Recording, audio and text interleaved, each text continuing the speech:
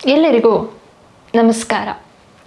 ಹೊಸದೇನಾದರೂ ಕಲಿಬೇಕು, ಹೊಸ ಕೆಲಸವನ್ನು ಪ್ರಾರಂಭ ಮಾಡಬೇಕು ಅಂತ ಯಾರನ್ನಾದರೂ ಕೇಳಿದ್ರೆ ಉತ್ತರ ಬರೋದು ಅಯ್ಯೋ ಟೈಮ್ ಇಲ್ಲ ಕಣ್ರಿ ಅನ್ನುವಂಥದ್ದು. ಹಾಗಾದರೆ ಇರೋ 24 ಗಂಟೆ ಕಡಿಮೆ ಸಮಯನಾ ಹಾಗಂತ ನಿಮಗೆ ಅನಿಸುತ್ತಾ?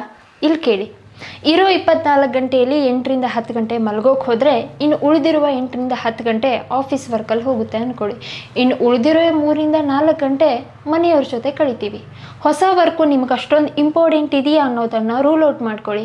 ಖಂಡಿತವಾಗಿಯೂ ಅದು ನಿಮಗೆ ಇಂಪಾರ್ಟೆಂಟ್ ಆಗಿದ್ದರೆ ನಿಮ್ಮ ನಿದ್ದೆಯಲ್ಲಿ 1 ಗಂಟೆ ಕಾಂಪ್ರಮೈಸ್ ಮಾಡಿಕೊಂಡು ಈ ವರ್ಕನ್ನು ಸ್ಟಾರ್ಟ್ ಮಾಡ್ಬೋದು.